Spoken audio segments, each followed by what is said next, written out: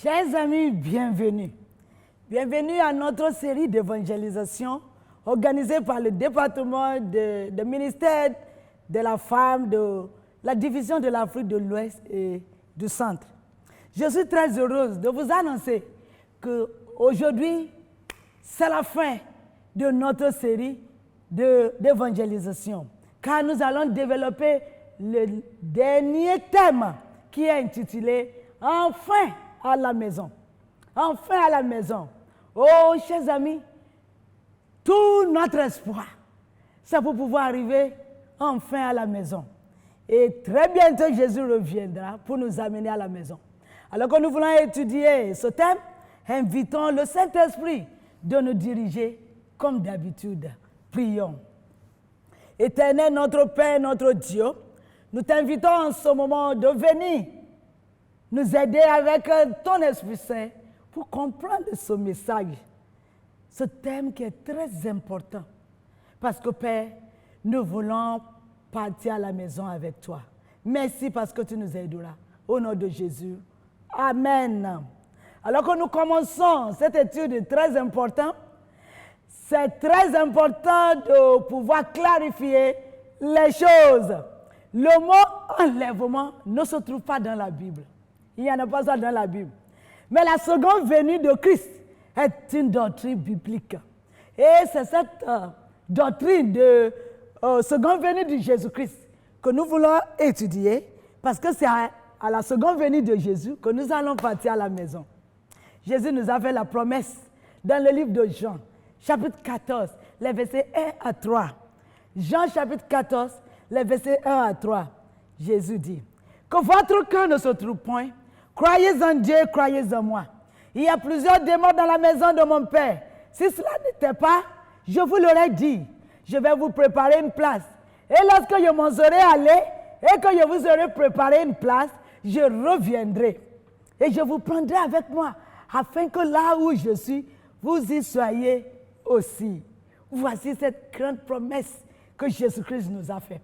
Jésus est parti au ciel pour nous préparer une maison. Et après cela, il reviendra pour nous amener avec lui. Et c'est cette même idée que l'apôtre Paul a signalée dans le livre d'Hébreux, chapitre 9, verset 28. Hébreux 9, verset 28 dit, « De même Christ, qui s'est offert une seule fois pour porter les péchés de plusieurs, apparaîtra sans péché. Une seconde fois à ceux qui l'attendent pour leur salut. » Oh, chers amis, nous les enfants de Dieu, nous attendons l'Éternel pour notre salut. Et la Bible nous confirme que Jésus reviendra pour nous amener à la maison. La vraie question que nous devons poser en ce moment, c'est comment Jésus viendra-t-il? Ça fait qu'un verset sur 11 dans le Nouveau Testament mentionne son second avènement. Ça veut dire que c'est un événement très, très important. Mes chers amis, avant que Jésus-Christ va venir, seconde fois pour nous amener à la maison, il y aura le temps, le grand temps de la tribulation. Le temps de grande tribulation va arriver avant que Jésus-Christ va venir.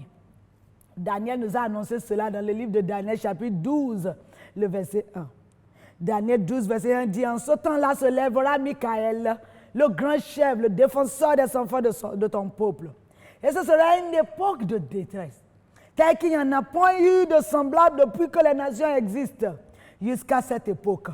En ce temps-là, ceux de ton peuple qui seront trouvés inscrits dans le livre seront sauvés. » Oh, chers amis, il y aura un temps de détresse. Il y aura un temps de difficulté. Mais Dieu soit loué, car Michael, Jésus-Christ, se lèvera pour ses enfants, afin de nous soutenir et de nous aider à traverser cette période périlleuse en toute sécurité. Nous n'avons rien, nous n'avons aucune raison d'avoir peur. Jésus nous donne cette assurance dans le livre d'Apocalypse 3, versets 10 et 11. Parce que tu as gardé la parole de la persévérance en moi, je te garderai aussi à l'heure de la tentation qui va venir sur le monde entier pour éprouver les habitants de la terre. Je viens bientôt. Retiens ce que tu as afin que personne ne prenne ta couronne. Jésus nous a promis de garder ses enfants fidèles pendant cette crise à venir parce que ses enfants ont choisi de garder sa parole, ses commandements, malgré toutes les persécutions et les privations. Quel réconfort nous avons pour affronter les crises difficiles à venir, sachant que le Christ nous soutiendra certainement. Alors, chers amis, comment Jésus-Christ va venir sur la terre pour nous amener au ciel? Il y a toutes sortes de discours autour de cela. Les gens qui disent ce qu'ils pensent, mais la parole de Dieu nous a déjà révélé comment Jésus-Christ va revenir. La même manière que Jésus est parti. Si nous connaissons ça, nous pouvons connaître la manière que Jésus va revenir. Et c'est ce que nous allons lire dans le livre des Actes, chapitre 1, le verset 9 à 11. Le livre des Actes, chapitre 1, le verset 9 à 11, la Bible dit: après avoir dit cela, il fut élevé pendant qu'ils regardaient, et une nuée le déroba à leurs yeux. Et comme ils avaient les regards fixés vers le ciel pendant qu'ils s'en allaient, voici deux hommes vêtus de blanc leur apparurent et dit: hommes galiléens, pourquoi vous arrêtez-vous à regarder au ciel? Ce Jésus, qui a été enlevé au ciel du milieu de vous, viendra de la même manière que vous l'avez vu allant au ciel. Oh, chers amis, alors que Jésus-Christ bénissait ses disciples, la Bible nous a dit que c'est comme ça que Jésus a commencé à partir au ciel. Il est parti au ciel jusqu'à ce que les nuées l'ont couvert. Et les hommes, les disciples regardaient le ciel, en train de regarder ce Jésus-Christ en train de partir. Jésus n'a pas disparu. Les gens ont vu Jésus en train de partir dans les nuées. Et alors que les nuées ont dérobé, ont couvert tout entier qu'on ne voit plus Jésus, ils ne continuaient pas à regarder. Les anges, deux hommes, se sont apparus aux disciples et dit: mais la même manière que vous voyez Jésus partir, c'est la même manière qu'il va revenir. Oh, chers amis, le retour de Jésus sera visible.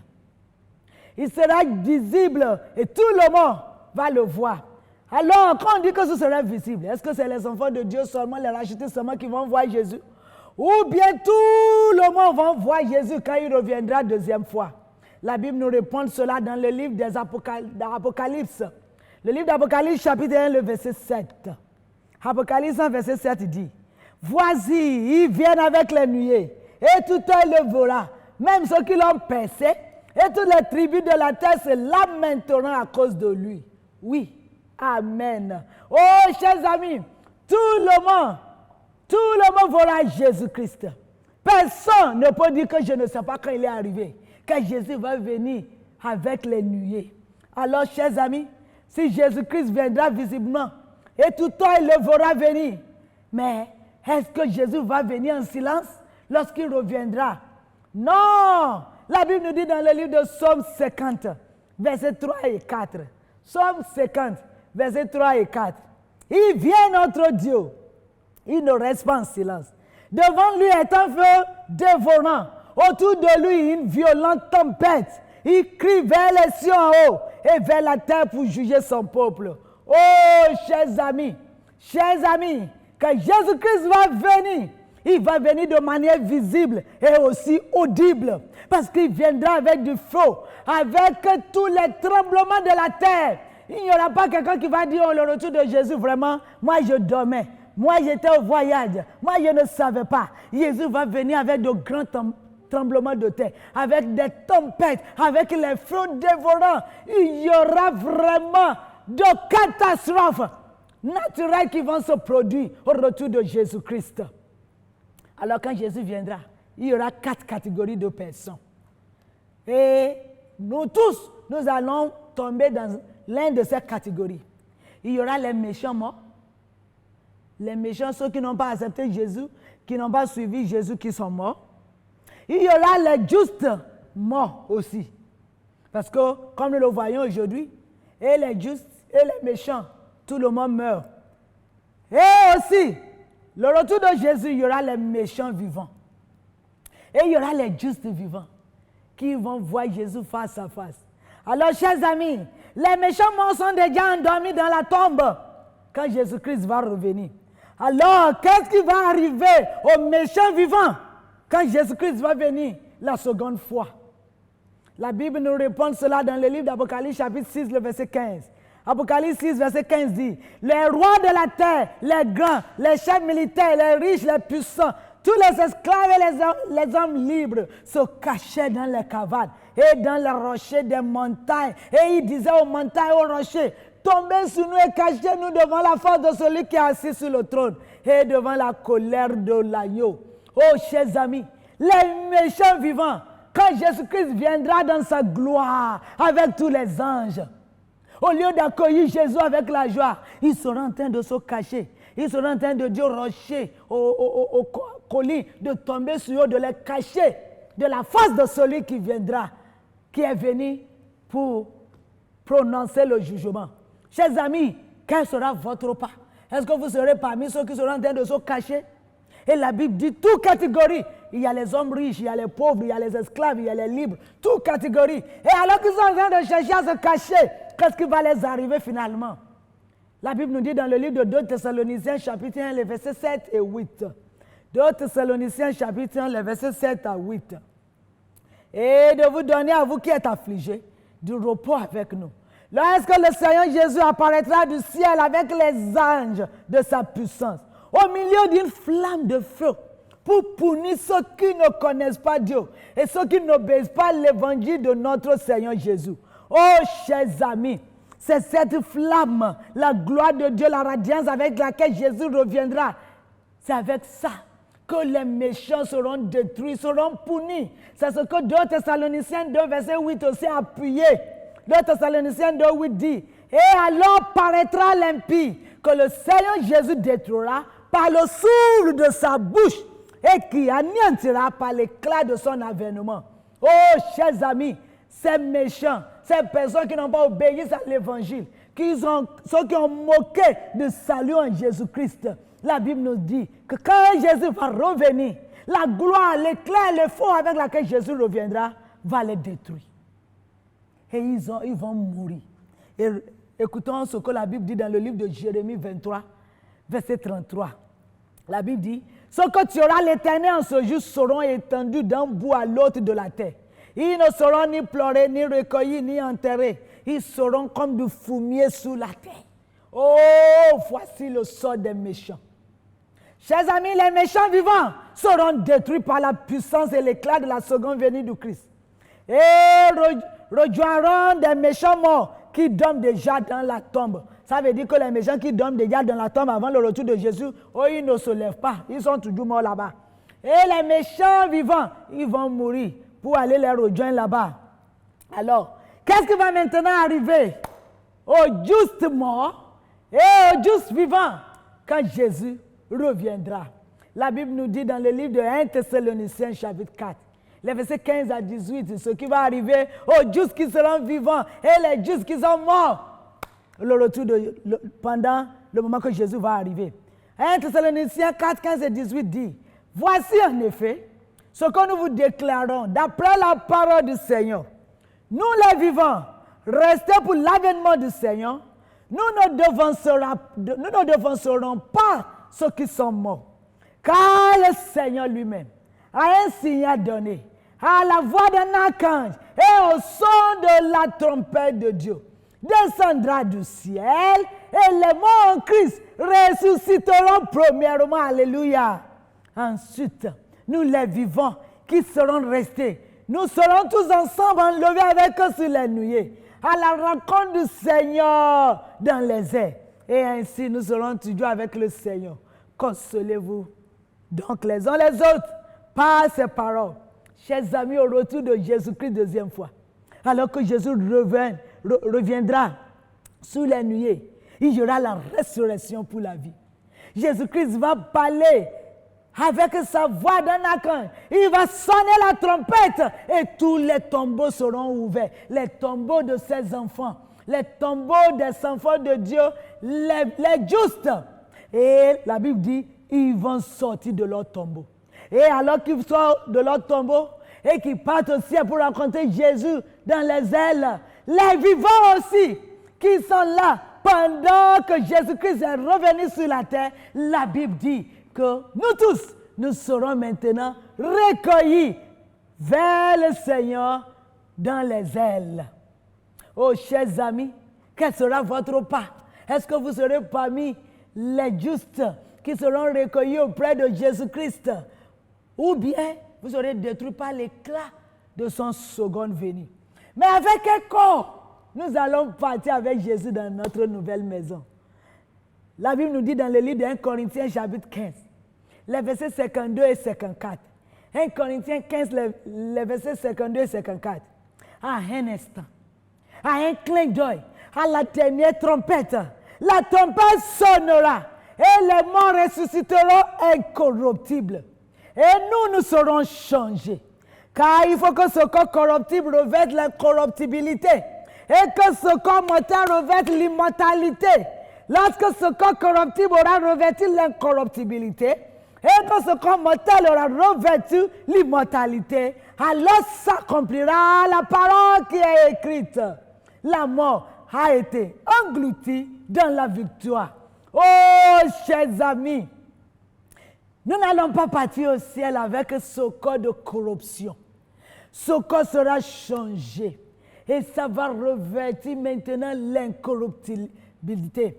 Et même ce corps mortel qui est assujetti à la mort va maintenant revêtir l'immortalité. Ça veut dire nous allons maintenant être changés à un corps qui ne peut plus mourir, qui ne peut plus être assujetti au péché, qui ne peut plus être esclave de Satan.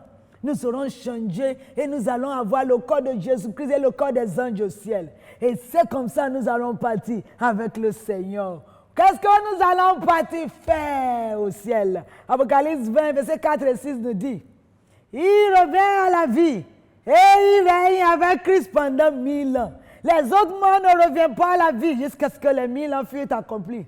C'est la première résurrection.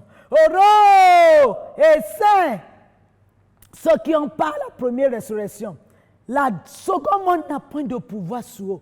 Mais ils seront sacrificateurs de Dieu et de Christ. Et ils régneront avec lui pendant 1000 ans. Chers amis, tous ces rachetés, les rachetés vivants qui ont été changés, les rachetés morts qui ont été appelés, ressuscités des morts, changés et qui partent avec Jésus, la Bible nous dit que nous allons partir pour aller régner avec lui pendant 1000 ans. Oh, chers amis, c'est le moment du repos que Dieu a donné, accordé à ses enfants. Et nous allons partir là-bas pour pouvoir se reposer de toutes les souffrances que nous avons vécues sur la terre. Pendant 1000 ans de gloire et de joie, en compagnie des anges, avec notre Seigneur Jésus-Christ.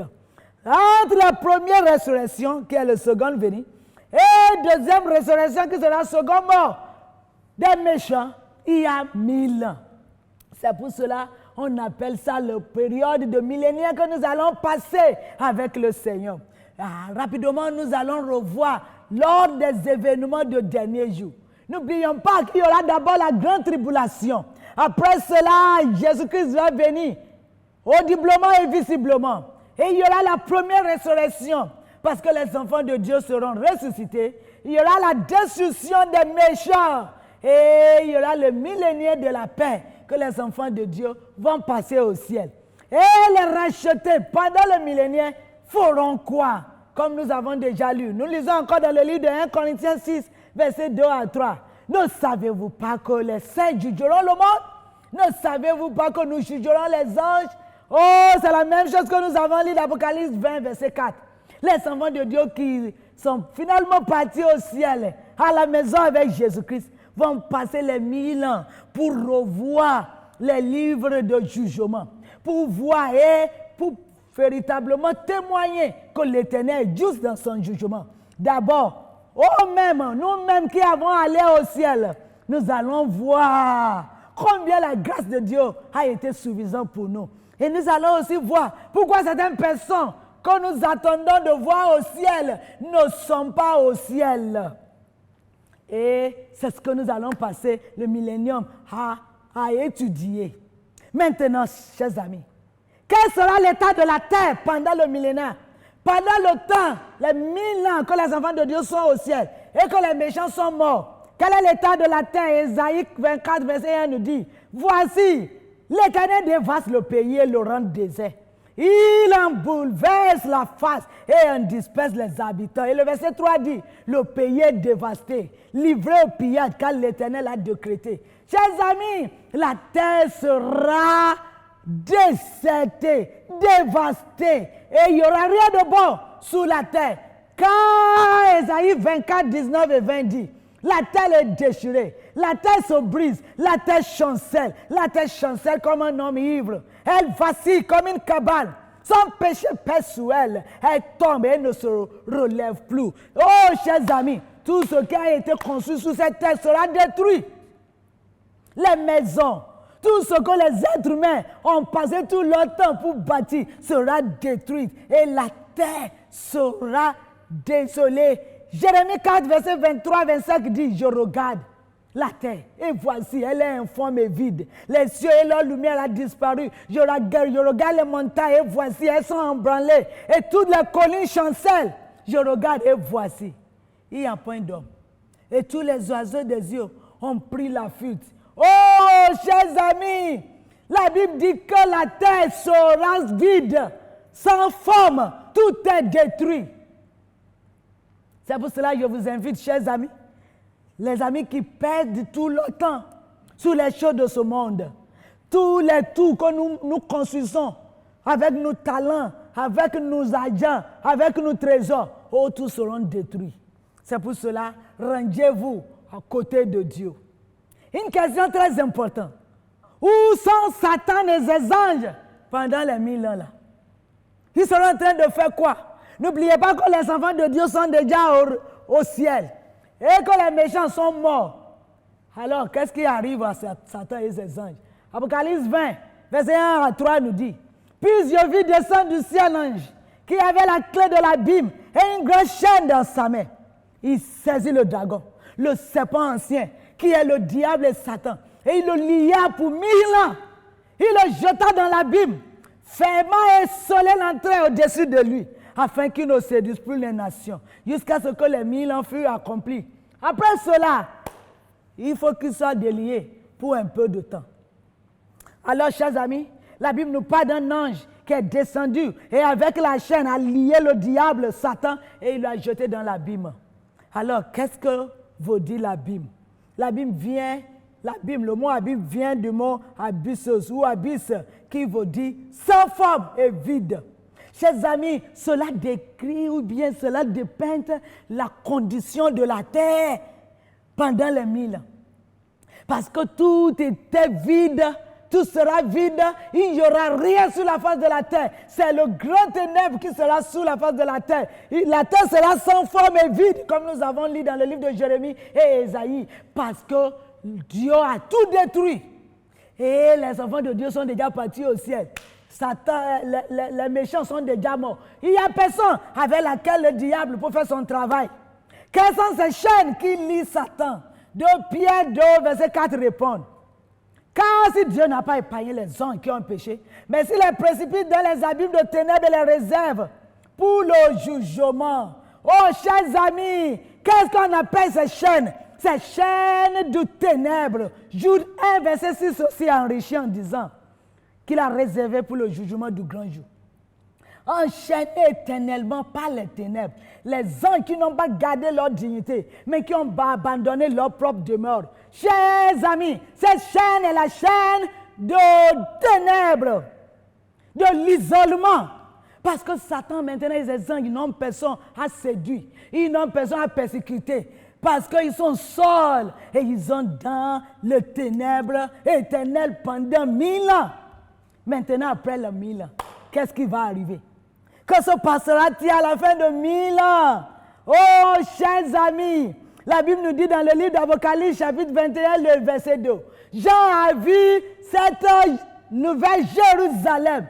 Jérusalem qui est descendue du ciel, qui apparaît comme une femme adornée pour son mari.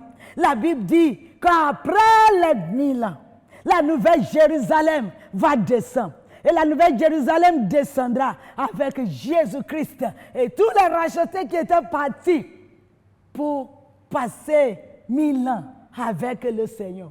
Et qu'est-ce qui va arriver? Dès qu'il vient, quelque chose va arriver dans le livre d'Apocalypse chapitre 20, versets 7 à 9. La Bible nous dit, quand les 1000 ans seront accomplis, Satan sera relâché de sa prison.